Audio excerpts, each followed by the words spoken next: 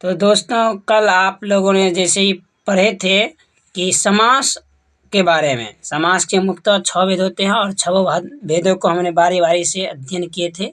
आज हम व्याकरण के इम्पोर्टेंट टॉपिक जो संज्ञा पढ़ेंगे और संज्ञा के मुख्यतः 5 भेद होते हैं, यह आपको याद रखना है। संज्ञा के मुख्यतः 5 भेद होते हैं और मुख्यतः 5 भेद में कौन कौन है? व्यक्तिवाचक संज्ञा, जातिवाचक संज्ञा, भाववाचक संज्ञा, समूहवाचक संज्ञा, दरवाचक संज्ञा। दोस्तों यहाँ पे आपको कभी भी परिभाषा नहीं पूछा जाता है, आपको सिर्फ इसका परिभाषा याद रखना है और इससे किस तरह का ऑब्जेक्टिव पूछा जाएगा, सवाल पूछा जाएगा, आपको ऑब्जेक्टिव भी पूछेगा और ऑब्जेक्टिव किस तरह का पूछा जाएगा और उसको किस तरह से बनाना है, हम उसी के बारे में चर्चा करेंगे। तो जैसे दोस्तों देखिए, इसमें हम पहले जो है व्यक्तिवाचक संज्ञा, इसके बारे में अध्ययन कर रहे हैं। यहाँ लिखा गया है जिससे किसी एक व्यक्ति या पदार्थ का बोध हो। दोस्तों तो इसमें आपको इसका परिभाषा ही है किसी एक व्यक्ति या पदार्थ का बोध हो, जैसे हिमालय, गंगा, पटना, श्री राम, रावण, विष्णु, ब्रह्मपुत्र। दोस्तों ये व्यक्तिवाचक संज्ञा में किसी भी चीज़ का नाम का वर्णन है कि कोई भी चीज़ का नाम है सिर्फ। जैसे यहाँ आप बोलिए तो हिमालय भी एक पहाड़ का नाम है। जैसे गंगा भी नदी का नाम है। पटना शहर का नाम है। श्री राम एक नाम है। रावण ये भी एक नाम है। विष्णु ये भी एक नाम है। ब्रह्मपुत्र ये भी एक नाम है। देखिए दोस्तों, जातिवाचक संज्ञा, जिससे जाति भर का बोध होता हो उसे जातिवाचक संज्ञा कहते हैं। यहाँ दोस्तों आप लोग ये नहीं समझ पाइएगा कि इसमें दिया गया कि जाति भर, तो आप सोचेगा कि जाति भर इसमें क्या है, जाति भर कैसे लग गया। दोस्तों यहाँ देखिए, जैसे इसका अब हम उदाहरण से स्पष्ट करके आपको समझाएंगे। जिसमें कहा गया है कि गाय, तो दोस्तों इसमें ये नहीं पता चलता है कि काला गाय है कि भूरी गाय है कि छोटी गाय है कि बड़ी गाय है कि नीला गाय है।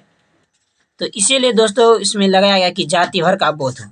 तो गाय कहने से दोस्तों ये नहीं पता चलता है कि बूढ़ा है, काला है, नाटा है या नीला है या काला है या सफ़ेद है। ये तो इसी तरह आपको जैसे फल कहने से दोस्तों ये नहीं पता चलता कौन सा फल है, फल बोलिए सिर्फ, तो ये हो गया जातिवाचक संज्ञा।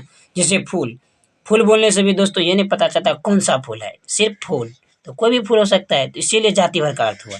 जैसे पहाड़, अब पहाड़ में भी दोस्तों भी देखिए, पहाड़ में क्या, पहाड़ बोलेगा तो कोई पता नहीं चलता कि कौन सा पहाड़, सिर्फ पहाड़, तो जातिवाचक संज्ञा। नदी, अब नदी में भी दोस्तों बहुत तरह के नदी आप लोग देखेंगे, छोटा नदी, बड़ा नदी, तो इसे उसमें लगाया नहीं कि बड़ा नदी, तो बड़ा नदी जब लगा देगा दोस्तों तो वो फिर व्यक्तिवाचक संज्ञा में चला जाएगा, लेकिन इसमें सिर्फ लगाया नदी, तो इसीलिए ये आपको जातिवाचक संज्ञा में जाएगा। मनुष्य, तो मनुष्य में भी देखिए दोस्तों, मनुष्य कहने का अर्थ क्या हुआ, अब बच्चा भी है वो भी मनुष्य है, बूढ़ा है वो भी मनुष्य है, युवा है वो भी मनुष्य है। मनुष्य बोलने से ये नहीं पता चलता कि बूढ़ा है कि जवान है, ये सब नहीं पता चलता, सिर्फ मनुष्य, तो मनुष्य में सब आ जाता है। इसीलिए जाति भर का अर्थ यही समझिए, यहाँ समझने का कोशिश कीजिए कि मनुष्य कहने से किसी भी मनुष्य में ये नहीं पता चला कि छोटा है कि नाटा, सिर्फ मनुष्य, तो कोई भी हो सकता है। अब दोस्तों चलते हैं हम भाववाचक संज्ञा।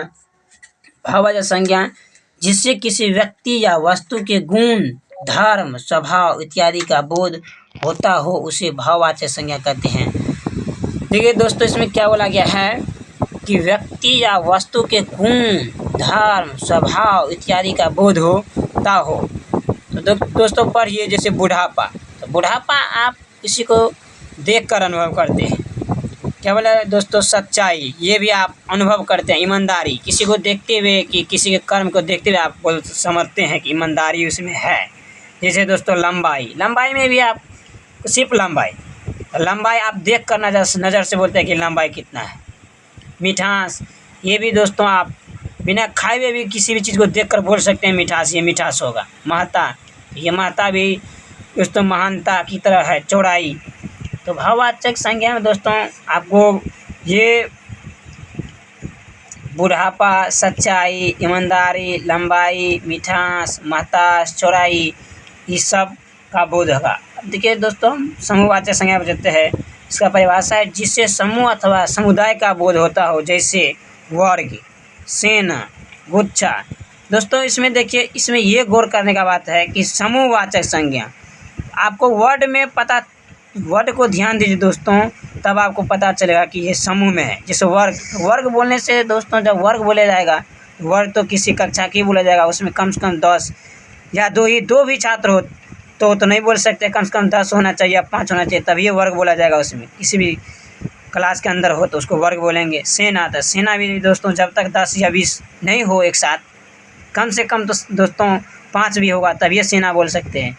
एक रहेगा तो एक सेना को सेना नहीं, सिर्फ एक सेना है ये बोला जाता है। जब सेना सिर्फ से दिया है सेना, इसका मतलब है कि दोस्तों 10 या 5 जरूर ग्रुप में होगा।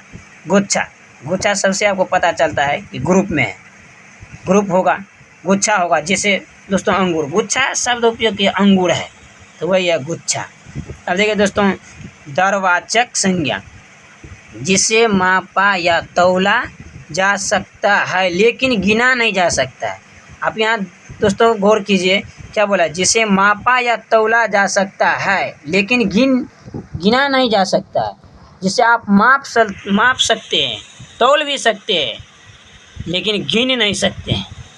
अब दोस्तों आप किसे आप माप सकते हैं, तौल सकते हैं, गिन नहीं सकते, ये तो आप भी जानते हैं, लेकिन ऐसे आप जब उदाहरण पढ़िएगा तो इससे स्पष्ट आपको पता चलेगा क्या क्या चीज़ है। जैसे देखिए दोस्तों, दूध, जिसको आप नाप सकते हैं। सोना, इसको भी दोस्तों हम तौल सकते हैं लेकिन गिन नहीं सकते। चांदी, ये भी दोस्तों क्या है, इसको भी हम तौल सकते हैं। घी, इसे नाप सकते हैं। पित्तल, ये भी दोस्तों हम तौल सकते हैं, इसको गिनाएगा नहीं गिनाएगा। तो आपको याद रखना है कि जिसे हम गिन नहीं सकते हैं, माप सकते हैं, तौल सकते हैं, तो वो हो जाएगा दरवाचक संज्ञा। समूहवाचक संज्ञा में दोस्तों आपको ये याद रखना है कि उस कोई भी शब्द दे तो आप उस शब्द से ही पता चल जाए कि ग्रुप, यानी कि 1 2 4 10 कुछ न कुछ का चर्चा होगा ही। जैसे देखिए दोस्तों, वर्ग, सेना, गुच्छा। अरे सर दोस्तों, भाववाचक संज्ञा में दोस्तों आप अनुमान लगाते हैं, किसी भी चीज़ को देख करके पता लगाते हैं। तो जिसमें इसमें पहले ही परिभाषा में दिया गया है, जिससे किसी व्यक्ति या वस्तु के गुण यानी कि वस्तु के गुण के बारे में बताएगा या धर्म के स्वभाव इत्यादि का बोध हो।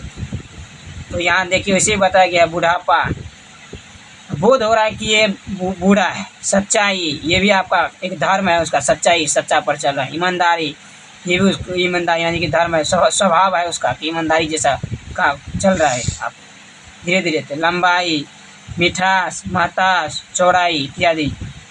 अब जाति भर में दोस्तों बारी से हम फिर से दोबारा इसका अध्ययन कर रहे हैं, तो फिर से देखिए, जिससे जाति भर का बोध हो उसे जातिवाचक संज्ञा करते हैं। जैसे गाय कहने से आपको पहले हम बता दिए, न तो काला गाय है या वो सफ़ेद गाय है, नीला गाय, ये पता नहीं चलता है, तो ये हो गया गाय। फल, ये भी फल बोलने से आपका कौन सा फल है, केला है, अमरूद है, ये कुछ नहीं पता, सिर्फ फल है, तो फल में तो आपको सब आ जाएगा, तो इसीलिए जाति भर का बोध होता है। फूल में भी दोस्तों, फूल बोलने से ये नहीं पता चलता कौन सा फूल है। फूल में भी बहुत नाम रहते हैं, चमेली, चंपा, रात रानी, बहुत तरह के होते हैं दोस्तों, लेकिन इसमें क्या है, सिर्फ फूल है, तो फूल बोलने से कुछ पता नहीं चला कौन सा फूल है, इसीलिए जाति भर का बोध हुआ।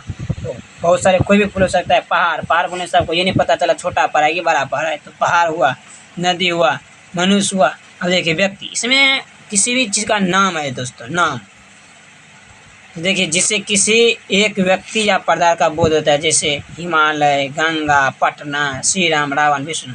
इसमें देखिए दोस्तों पहले ही बोल दिया है, एक व्यक्ति या पदार्थ का बोध हो, एक व्यक्ति हो या पदार्थ। यहाँ देखिए दोस्तों, पदार्थ, इसीलिए देखिए हिमालय, ये सब आपको क्या आ गया, पदार्थ है दोस्तों। अब पटना एक नाम है, श्री राम ये भी नाम है, रावण ये भी नाम है, विष्णु ये भी नाम है, ब्रह्मपुत्र ये भी नाम है। अनेक तरह किसी भी तरह का नाम हो तो वो आपको व्यक्तिवाचक में जाएगा।